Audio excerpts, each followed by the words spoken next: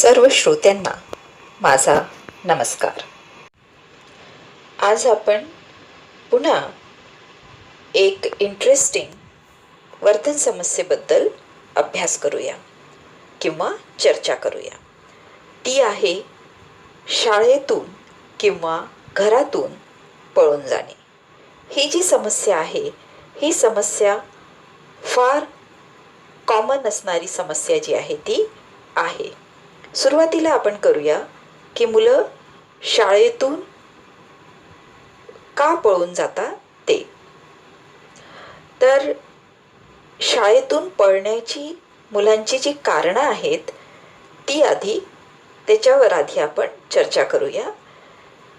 ती कारणं असू शकतात की शाळेत जो शिकवणारा शिक्षक आहे त्याचा स्वभाव कडक असेल, तो कडक शिस्तीचा वापर करत असेल, त्याची शिकवण्याची पद्धत बालकाला आवडत नसेल, अभ्यासक्रम किंवा जो सिलेबस आहे त्याचं स्वरूप एकतर त्याच्याकरता खूप सोपं असेल कारण की तो हुशार आहे म्हणून, किंवा ते खूप कठीण असेल त्याला समजण्याच्या पलीकडचं असेल तर, किंवा मग वर्गामध्ये जे वर्गमित्र असतात त्यांचे मुलाशी वागणे, बालकाशी वागणे जे आहे ते बालकाला त्रासदायक वाटत असेल, आणि या सगळ्या कारणांमुळे जर त्याच्या मनामध्ये काही समस्या निर्माण झाल्या तर तो शाळा सोडून पळून जाऊ शकतो. दुसरं कारण त्याचं, बालक कुटुंबातून शाळेत जाते आणि हे जे आहे हे त्याच्या जीवनातील एक मोठे बदल असते. शाळेमध्ये कुटुंबापेक्षा वेगळे वातावरण बालकाला दिसते. घरामध्ये जे वातावरण असते ते वातावरण खूप प्रेमळ असते, सगळे त्याच्याकडे लक्ष देत असतात. परंतु शाळेमधलं जे वातावरण आहे ते एकदम उलट असते. त्याच्यासारखीच इतर मुलं तिथं असतात आणि फक्त त्याच्याकडेच कोणी लक्ष द्यायला तयार नसते, ज्याची त्याला घरामध्ये सवय असते त्याची. आणि ह्या सगळ्या गोष्टीमुळे बालक जो आहे तो अस्वस्थ होतो आणि म्हणून तो शाळा सोडून निघून जाऊ शकतो.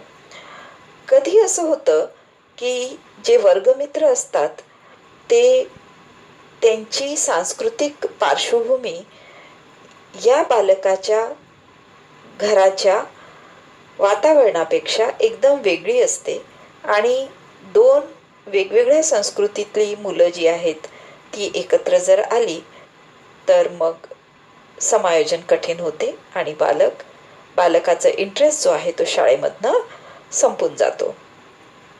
एखादा फार चंचल आणि कल्पनाप्रधान बालक असेल तर त्याला शाळेतल्या 4 भिंतीमध्ये राहणे आवडत नाही आणि तो बाहेरच्या मोकळ्या मैदानामध्ये जाण्याची त्याची इच्छा जी आहे ती असते. घरामध्ये फार लाडके असलेले जे बालक आहे ते शाळेमध्ये जेव्हा येते त्यावेळेस त्याला सुरक्षित वाटत नाही आणि म्हणून सुद्धा तो शाळा सोडून निघून जाऊ शकते. आता आपण त्याच्यावरची उपाय बघूया. पहिलं तर पालकांनी मुलाच्या शालेय समायोजनाबद्दल सतत जागरूक जे आहे ते असले पाहिजे. त्याला शाळेमध्ये काय समस्या येतात आहेत हे पालकांना माहिती पाहिजे. शाळेतील मुलं, शिक्षक, विषय, नियम ह्या सगळ्या गोष्टी बालकाने मनापासून स्वीकारल्या आहेत की नाही हे बघणे पालकांची जबाबदारी आहे. शिक्षकाचा स्वभाव, त्याची शिकवण्याची पद्धत, सिलेबसचं स्वरूप, वर्गातील मुलांचे वागणे इत्यादीमुळे जर काही समस्या उत्पन्न झाल्या तर पालकांनी स्वतः लक्ष घालून त्या समस्या ज्या आहेत त्या सोडवल्या पाहिजे. पुढे याच्यासारखीच एक दुसरी समस्या ती म्हणजे घरून पळून जाणे. आता घरून पळणे हा प्रकार जो आहे तो एक मानसशास्त्रीय दृष्ट्या असा एक गंभीर स्वरूपाचा प्रकार आहे. बालकाला जेव्हा घरामध्ये प्रेम प्राप्त होत नाही, त्याला घरामध्ये सुरक्षित वाटत नाही आणि भरल्या घरातही तो एकटा पडतो आणि परका होतो, त्यावेळेस तो घर सोडून निघून जाण्याची शक्यता असते. किंवा पालक आणि बालक यांच्यामध्ये जर तीव्र विसंवाद असेल तर असं घडू शकतं. जनरेशन गॅप किंवा 2 पिढ्यांमधील अंतर, दोन्ही पिढ्या जेव्हा एकमेकांना समजून घेत नाही, त्यावेळेस बालक घर सोडून निघून जाऊ शकतो. पालकांच्या काही सवयी, पालकांचे दृष्टिकोन, त्यांचे मत मुलाला जर फार त्रासदायक वाटत असेल तर त्यामुळे सुद्धा बालक जो आहे तो घर सोडून पळून जातो. आपण बघतो की जे घर सोडून निघून जाणारे बालक असतात ते सहसा मुलंच असतात. आता याच्यावर उपाय जे आहेत ते आपण बघूया की बदलत्या वयातली जी मुलं असतात त्यांच्या गरजा ओळखणे पालकांना जमायला पाहिजे. त्यानंतर किशोर वयामध्ये मुलांचं व्यक्तिमत्व जे आहे ते बदलते आणि हे बदललेलं व्यक्तिमत्व पालकांना समजले पाहिजे, त्यांना हेरता आले पाहिजे. त्यांची स्वतंत्र होणारी विचारशक्ती, नव्या अपेक्षा आणि अस्मिता याची जाणीव जी आहे ती पालकांनी ठेवायला पाहिजे. किशोर वयातील मुलांशी सतत जवळीक साधून त्यांचे प्रश्न सोडवण्याचा प्रयत्न जो आहे तो पालकांनी केला पाहिजे. पुढची वर्तन समस्या आपण घेऊया, ती आहे नख कुरतडण्याची समस्या.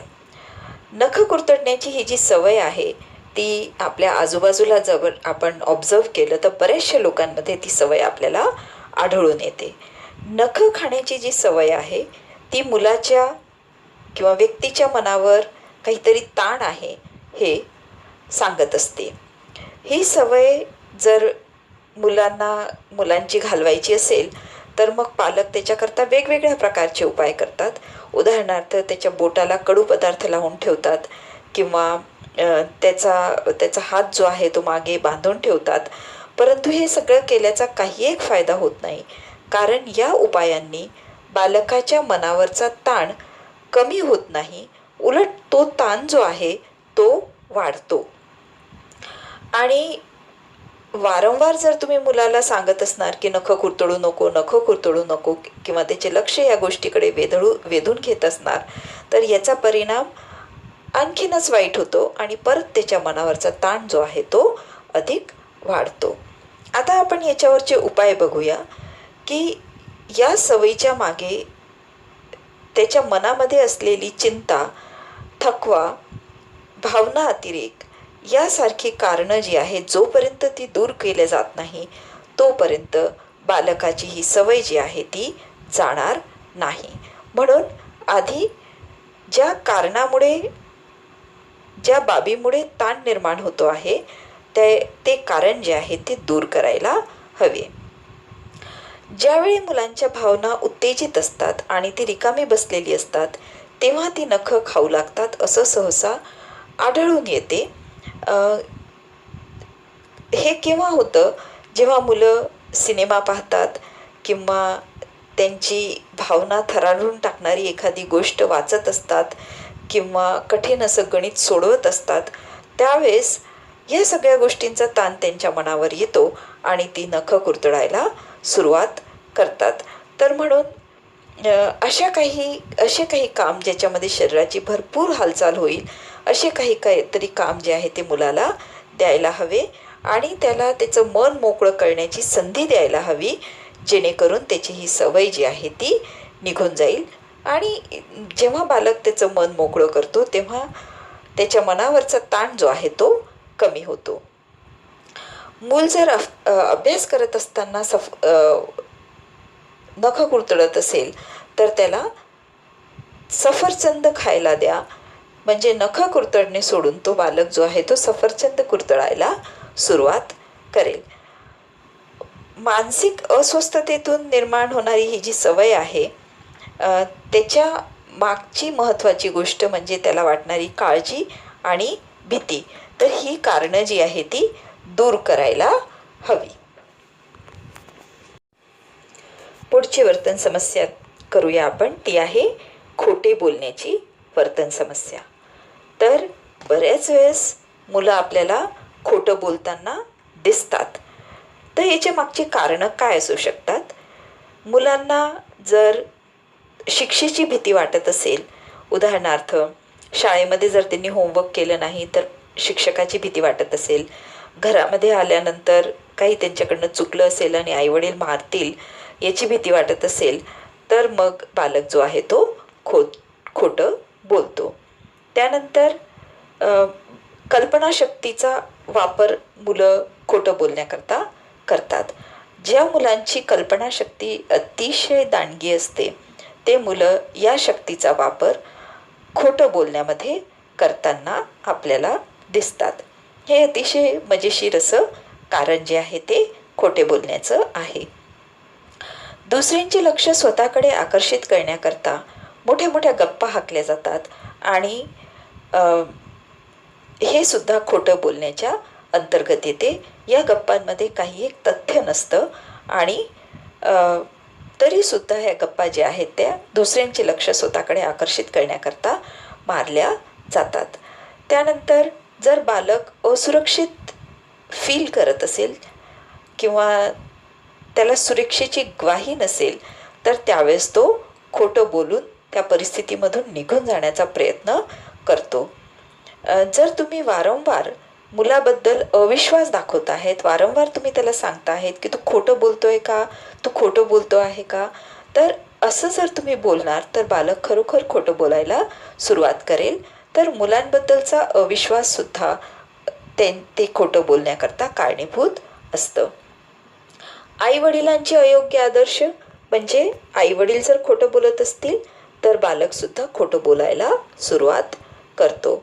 अनैतिक परिवार म्हणजे त्या फॅमिलीमध्ये चुकीचे सगळे कार्य होत असतील तर खोटे बोलण्याचा फारसा काही एक परिणाम म्हणजे फारसं वाईट जर तिथं मानलं जात नसेल तर मग बालक म्हणजे सर्रास खोटं बोलायला सुरुवात करतो. जर त्याची संगत वाईट असेल म्हणजे त्याचे सगळे मित्र तशाच पद्धतीने बोलत असतील तर बालक पण खोटं बोलायला सुरुवात करतो. प्रत्येक गोष्ट वाढवून सांगण्याची सवय म्हणजे मोठाईकी दाखवणे हे सुद्धा खोटं बोलण्याकरता कारणीभूत जे आहे ते ठरतं. आता आपण त्याच्यावरचे उपाय बघूया की बालक जर खोटं बोलत असेल तर पालकांनी शांत राहावे आणि तो खोटं का बोलतो आहे हे समजून घेण्याचा प्रयत्न करावा आणि जर तुम्हाला समजलं असेल तर त्याच्या मागची कारणं जी आहेत ती दूर करण्याचा प्रयत्न पालकांनी करावा. जर तो कल्पनाशक्तीचा वापर खोटं बोलण्याकरता करत असेल तर त्याची कल्पनाशक्तीचा वापर इतरत्र व्हावा याच्याकडे पालकांनी लक्ष जे आहे ते द्यायला हवे. मग जर त्याच्या कल्पनाशक्तीचा वापर इतरत्र होत असेल तर तो खोटं बोलण्याकरता त्याच्या कल्पनाशक्तीचा वापर करणार नाही. त्याच्याकडे वेळोवेळी लक्ष द्या जेणेकरून त्याला असुरक्षित घरामध्ये वाटणार नाही. म्हणजे त्याला प्रेमळ वातावरण जे आहे ते पालकांनी द्यायला हवे. त्याला तथ्य आणि कल्पनाशक्तीमधला फरक करणे शिकवा की हे खरं आहे आणि हे खोटं आहे आणि जेव्हा त्याला हा फरक कळेल त्यावेळेस तो खोटं बोलणं बंद करून टाकेल. त्याला नेहमी उपदेश करणे जे आहे ते पालकांनी टाळायला हवे. जबरदस्तीने त्याने पालकांना सॉरी मागावी किंवा त्यांच्याकडनं क्षमा मागावी याच्याकरता पालकांनी जबरदस्ती जी आहे ती त्याला करू नये. त्याला वारंवार खोटे बोलण्याकरता शिक्षा पण पालकांनी करू नये आणि शक्यतो म्हणजे काय मुलांसमोर चांगले आदर्श जे आहे ते पालकांनी ठेवायला हवे. अर्थातच पालकांनी मुलांसमोर खोटं बोलणे टाळावे. आपल्याला जर व्हिडिओ आवडला असेल तर please like, share and subscribe करायला विसरू नका. थँक्यू.